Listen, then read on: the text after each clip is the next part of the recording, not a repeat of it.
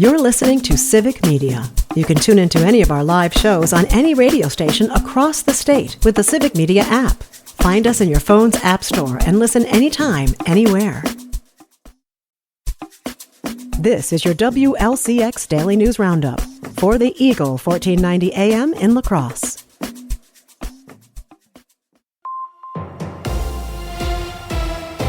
For 1490 WLCX, I'm Jimmy Kuska. A utility assistance program faces an uncertain future after the federal government fired all of the workers from the Low-Income Home Energy Assistance Program last week. The program, which provides supports to low-income families, particularly in winter months, served tens of thousands of Wisconsin households, including over 10,000 in the Coulee region, according to federal data. The firings come as the utility disconnection moratorium ends on April 15th, and average home heating costs are expected to rise over 10 to 15% this year. Food insecurity was top of mind for State Senator Brad Pfaff and Assembly Representative Jill Billings as they visited a food pantry in La Crosse on Monday. The topic of the visit was federal cuts to food assistance programs and aid for farmers, which is having an impact locally. The Wafer Food Pantry says they will only receive half of the food they normally get this month, despite having the highest food demand they've seen in the past 10 years. Over a third of La Crosse households are experiencing food insecurity, according to Wafer. A mental health crisis facility that was set to open on May 1st in La Crosse is being postponed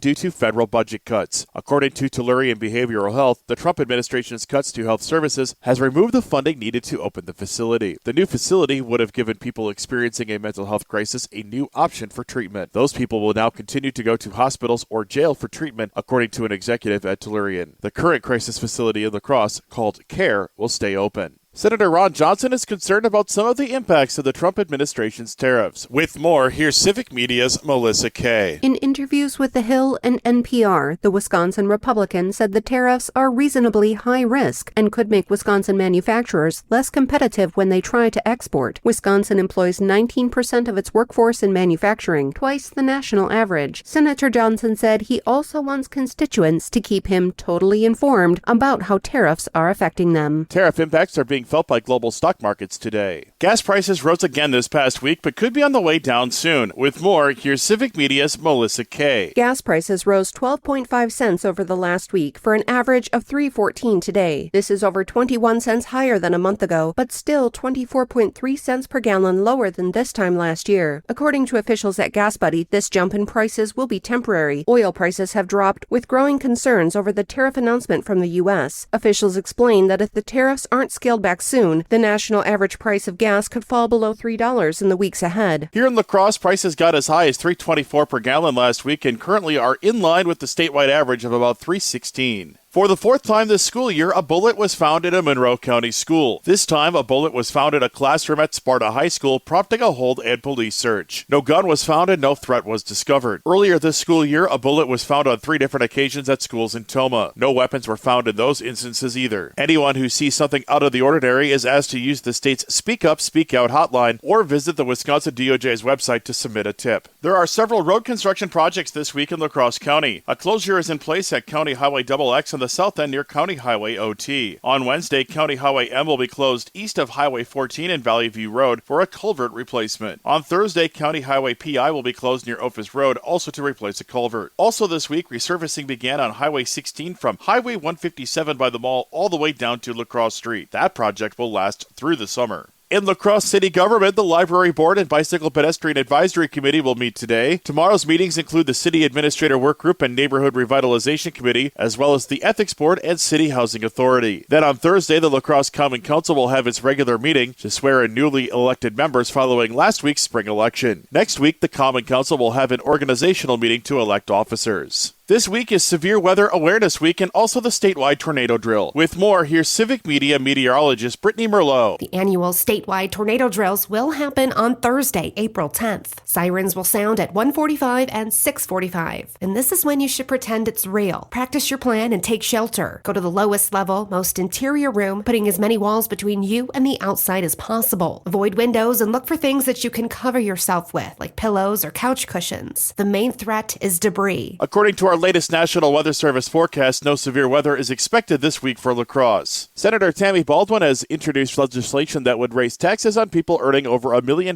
per year. With more, here's Civic Media's Joanne Krulotz. The Paying a Fair Share Act would ensure that the highest earning Americans pay at least a 30% effective tax rate. The bill would apply only to taxpayers with income over $1 million and would preserve the incentive for charitable giving. The Paying a Fair Share Act is expected to raise nearly $120 billion in revenue over 10 years. The top earners in the U.S. currently pay a tax rate of 23.5%. Senator Ron Johnson has reintroduced legislation that would remove the gray wolf from the endangered and threatened species list. The gray wolf was added to the list after a federal court ruling in 2022. Johnson argues that state wildlife agencies, not the federal government, should manage gray wolf populations. House Representative Tom Tiffany first introduced the measure back in January. In Wisconsin, a 2012 state law requires an annual gray wolf hunt in each year that the species is not a federal endangered species. Governor Tony Evers is touring child care facilities across the state, hearing directly from the people who run child care centers about the impact of state funding on their operations. Current state funding for the Child Care Counts program is set to expire in June. Evers said that 1 in 5 child care centers across the state would close without child care counts. Some legislators don't understand how important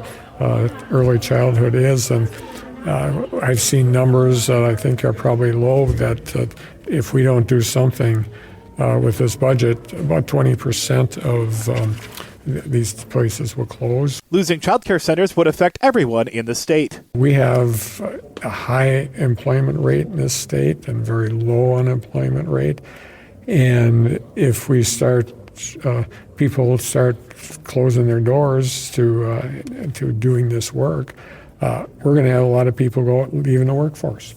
And that's going to impact our economy. Now it's up to the state legislature to decide whether to continue funding child care counts. We have the resources, and we should be able to take advantage of it. But we'll see. Everything is now in the hands of the legislature, so I don't want to make any guesses, but I'm very, very hopeful that they understand the education part of it, but equally important is how it impacts our economy and the workforce. Evers said that early childhood education and child care are critical for development and included over $500 million in his state budget proposal to make child care counts permanent, as well as other ways to support child care workers in Wisconsin. It's time to renew your fishing license. With more, here's Civic Media's Melissa Kay. 2024-25 fishing licenses expired on March 31st. The Wisconsin Department of Natural Resources reminds anglers they will need a new license as of April 1st. This is for all residents and non-residents over the age of 16. There are also new fishing regulations available on the DNR website for the 2025-26 fishing season. The cost for resident license are $20 each, or you can purchase a spousal license for $31 so couples can fish together. Technically, Wisconsin's 2025-26 general inland fishing season doesn't open until May 3rd, but there are still places you can fish, so don't wait to purchase your license. You can get a new license at DNR service centers across the state, at registered sales locations, or at gowild.wi.gov. Sunny skies today will bring more season average temperatures, with highs reaching 50 degrees in some places in the Coulee region. Tomorrow, temperatures will inch higher, but there is also a chance of scattered showers through Thursday. Sunny and warm weather is in store for the weekend, where we'll go from the mid-50s late this week to the 70s by Sunday. There's a chance of showers and thunderstorms early next week as well. We'll have more details in our Civic Media forecast.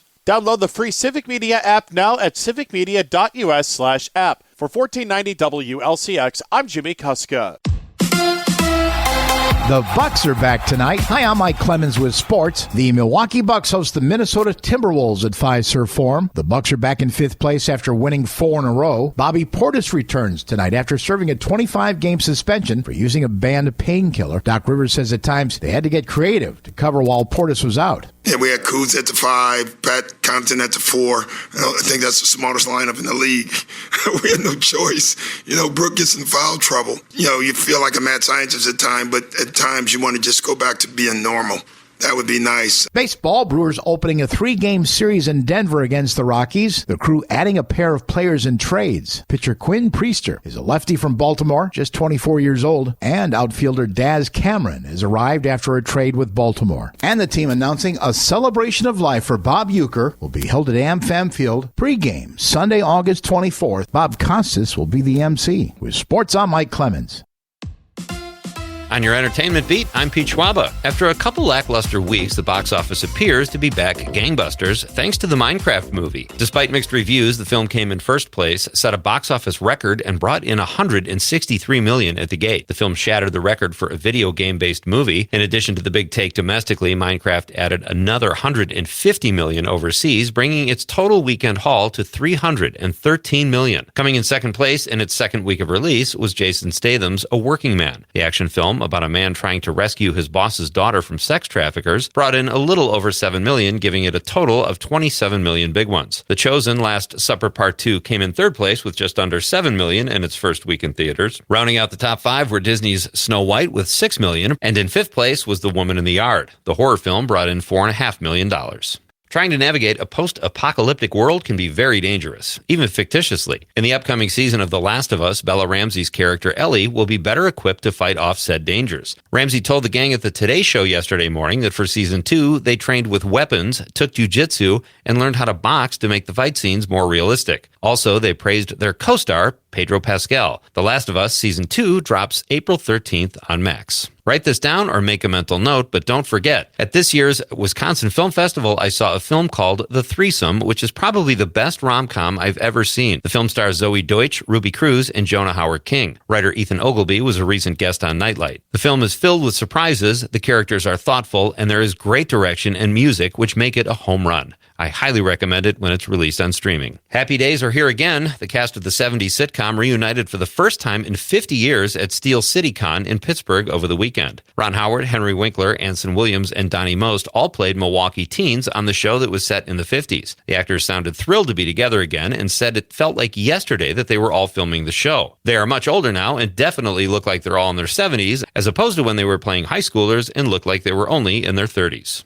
Woody Harrelson was being considered for a role on White Lotus Season 3, but passed it up for kind of a strange but admirable reason. The former Cheers and White Men Can't Jump actor says White Lotus changed their shooting schedule, which conflicted with a family vacation, so he had to move on. Although maybe the trip to Wally World was just an excuse to get out of doing an incest scene. For more showbiz fun, tune in to Nightlight with me, Pete Schwaba, weeknights from 6 to 8 p.m. on the Civic Media Radio Network. Mostly sunny today. We'll get to the mid to upper 40s for a high this afternoon with wind out of the southwest to west at 5 to 10. Tonight, we're going to drop down into the low to mid 30s. Tomorrow, partly to mostly cloudy with some scattered showers and a high tomorrow in the low 50s. I'm meteorologist Sean Cable. Currently, it's 26. That's your WLCX Daily News Roundup from Civic Media. Subscribe to this podcast on Spotify, Apple, or wherever you find your podcasts. Find more news at lacrosseeagle.com. The national news cycle never stops, but it can be hard to find news about your local community. Civic Media is dedicated to providing quality local and state news coverage across Wisconsin. With the Civic Media app, you can get notifications about local stories that matter to you and your community. Find the free Civic Media app in your phone's app store and choose notifications from the menu to tell us what kind of news you want to hear about.